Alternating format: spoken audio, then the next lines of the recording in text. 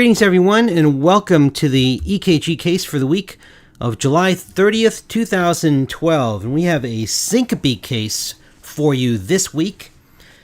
There's about 17 or 18-year-old that was horsing around doing some things with some friends, and they noted that he had a syncopal episode. Now, they did say that he did not have any type of trauma. They swore up and down, to whatever extent that you're willing to believe his teenage friends, there was no trauma involved, no drugs used, and he had a syncopal episode. And it was true syncope, which means he had a sudden and brief loss of postural tone, and then he woke up without any specific medical intervention. He woke up without any postictal period, and he was back to normal, but his mother convinced him to come into the emergency department. So, of course, the first thing he gets when he arrives is a CBC. No, I'm just kidding. He got an EKG. He probably got the useless CBC and electrolytes and everything else also. He's a healthy guy. No nausea, vomiting, no medications, nothing else. And so the utility of every lab test approaches zero except for the all-important 12-lead EKG, which, as we've discussed before, can sometimes save a life. A piece of paper and ink, that can save a life. And here's the piece of paper that was associated with this kid's syncopal episode. Now, the first thing that you notice, hopefully, is that there's a lot of voltage. We call this high left ventricular voltage, HLVV. Big QRS complexes in all the leads. Don't make the mistake of calling this left ventricular hypertrophy. All right, left ventricular hypertrophy implies that there's pathology, and there's no pathology here. If you get 12-lead EKGs on young people, they all have gigantic QRS complexes. That's not pathology, therefore it's not called LVH. It's simply called high left ventricular voltage. And in fact, when you look up the definition of LVH in the EKG books, just as a matter of semantics perhaps, but when you look up the definition of LVH, you really aren't supposed to diagnose LVH on 12-lead EKG in people that are under the age of 35 because most young people, especially most young men, have big QRS complexes, and that's perfectly normal. So when you see this, you don't call it LVH, you simply call it high left ventricular voltage. So again, perhaps just a matter of semantics, but I just want to make that clear. So a lot of voltage up here, big QRS complexes, and he's also got a big T-wave inversion in lead V1, which becomes upright by the time you get to V2. There's maybe a little artifact. And by the way, if you're looking at that and thinking, well, maybe that's a P-wave right there, well, if you map it out, it turns out that that little thing's just a little artifact, so let's not make too much of that. I'm not trying to trick you. That's just a little artifact there. This patient has a sinus rhythm, maybe a sinus tachycardia rate of approximately 100 or so, and he's got high left ventricular voltage. Well, who cares about that? The other thing that you might notice is he's got these Q waves that are relatively large in these lateral leads, V4, V5, V6, and he's also perhaps got relatively large S waves in lead 3 and in AVF. You know, what are we going to make of all that? High left ventricular voltage and some S waves and some strange Q waves out there in the lateral leads. Well, when you've got a young person who presents with syncope in emergency medicine, we're always thinking about the worst possible thing. And so one of the things that you've got to consider is the possibility of hypertrophic cardiomyopathy. Hopefully that's what a lot of other people are thinking of. And that's what I want to talk about in this particular segment, hypertrophic cardiomyopathy. We're going to talk about the EKG findings that can be very specific for hypertrophic cardiomyopathy.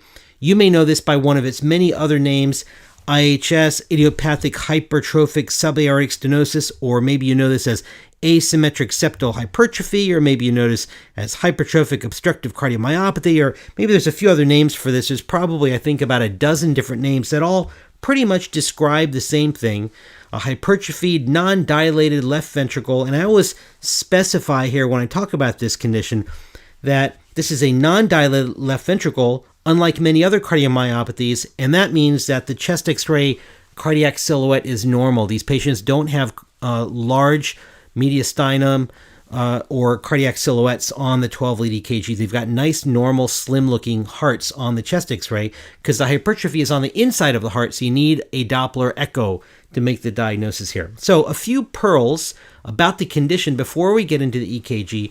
First thing, when you look at the literature, it's interesting that only about half the patients have a family history of HCM, which is a bit of a surprise to many of us. It was when I first read about this, in that I was always under the impression that everybody with hypertrophic cardiomyopathy has a family history of someone else in the family dying of hypertrophic cardiomyopathy or sudden death, and only about 50% of the patients, 55% of the patients actually have a family history of this. So never rule out this diagnosis simply because the patient has no family history of somebody else having sudden death.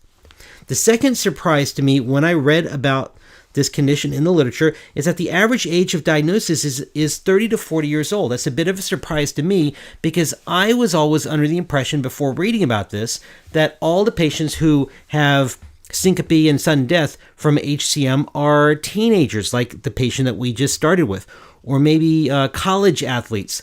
It turns out that the average age of diagnosis is a bit older than that, so don't ever rule out this diagnosis just because you've got, say, a 45-year-old with syncope, especially exertional syncope. Yes, it can occur in 40, 45, 50-year-old patients. It's not always just a teenager or young 20s type of diagnosis. Mortality about 3.5% per year. Not awful, not as bad as some other conditions, but it certainly adds up.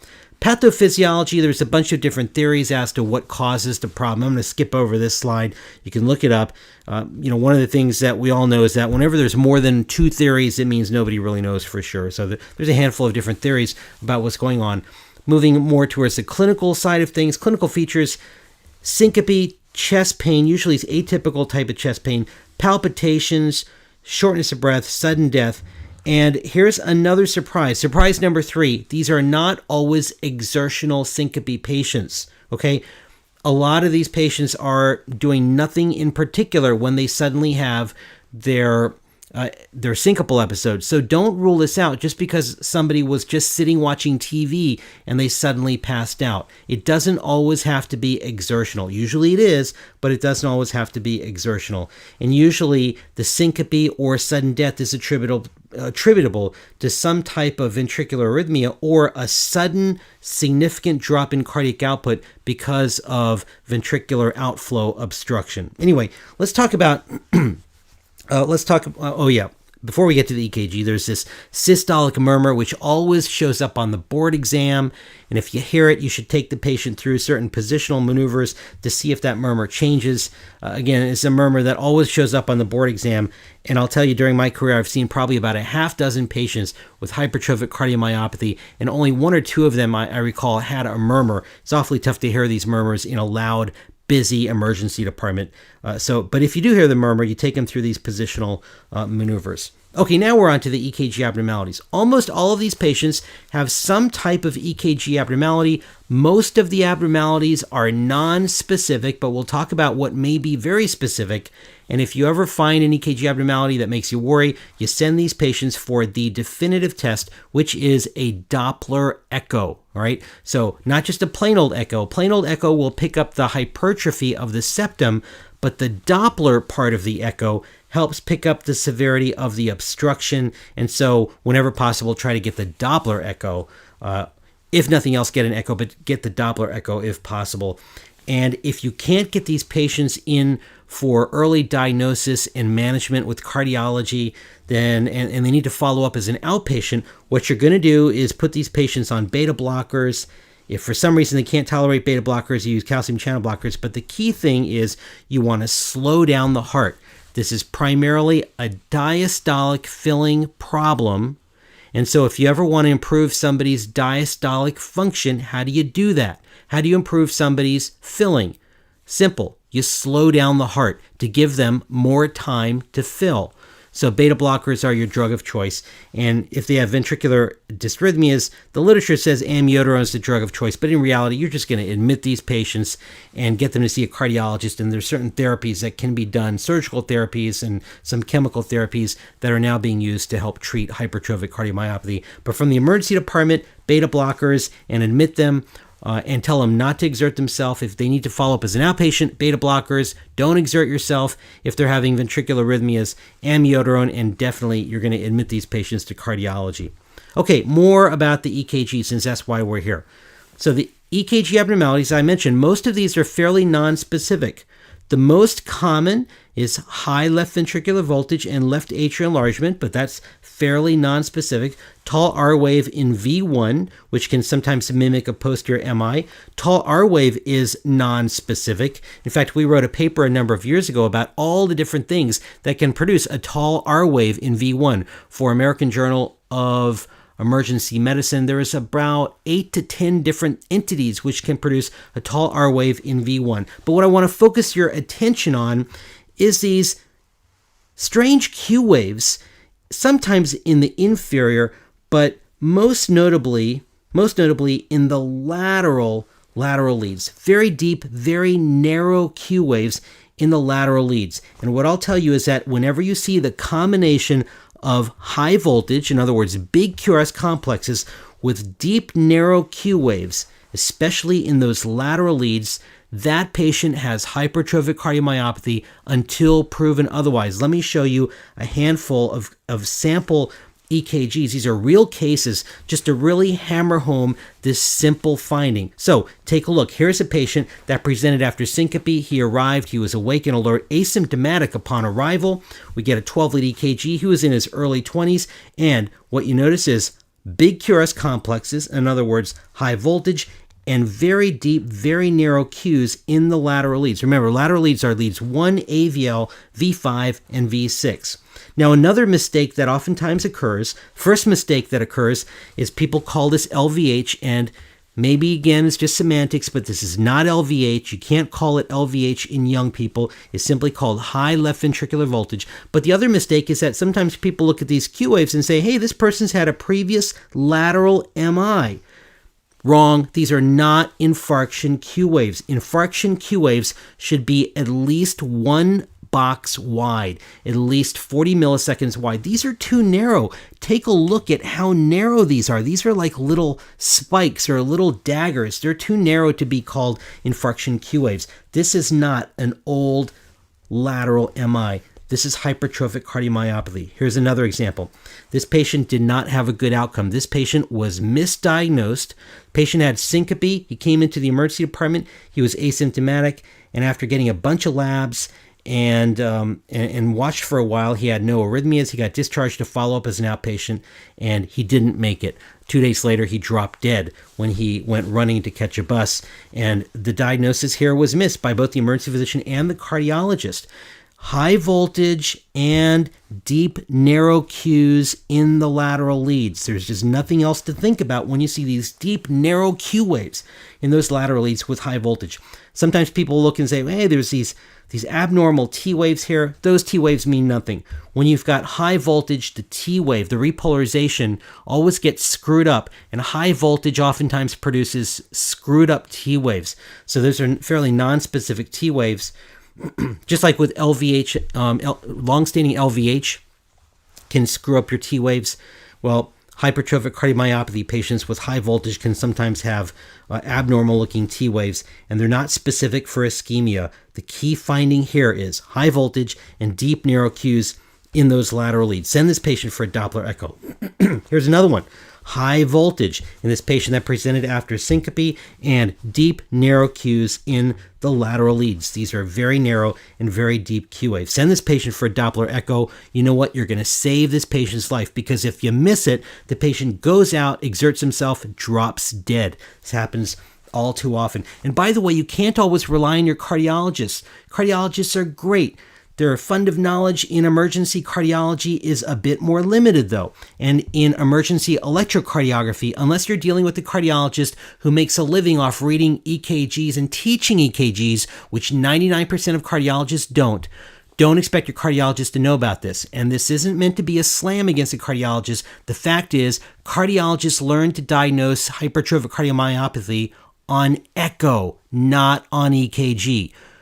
Those of us in the emergency department, it's our responsibility to know EKGs. Cardiologists know the echo findings. We have to know the EKGs. High voltage and deep narrow Qs in those lateral leads. Here's another example. This patient had a bad outcome also. high voltage, and deep narrow Qs in the lateral leads. In this case, mainly just 1 in AVL, not much at all in V5 or V6, but 1 in AVL, high voltage and deep narrow Qs in those lateral leads. And then going back to the original case that we started with, there you've got your high voltage, big QRS complexes, and not much in terms of Q waves in 1 or in AVL. But take a look at V5 and V6, very deep, very narrow Q waves. You send this patient to get a Doppler echo, and you will save this patient's life. Now, before we conclude, I need to make one very, very important point. High voltage and deep narrow Qs are not present in every one of these cases. It's not a completely sensitive finding. It is, however, very specific. And if you look this up in the EKG textbooks by Marriott and Chung and Chow and some of the real gurus, they talk about this. Probably 30 to 40% of patients with hypertrophic cardiomyopathy, based on what I've read, and it'll vary from author to author, but based on what I've read, 30 to 40% of these patients will have this high voltage and deep narrow Qs in the lateral leads.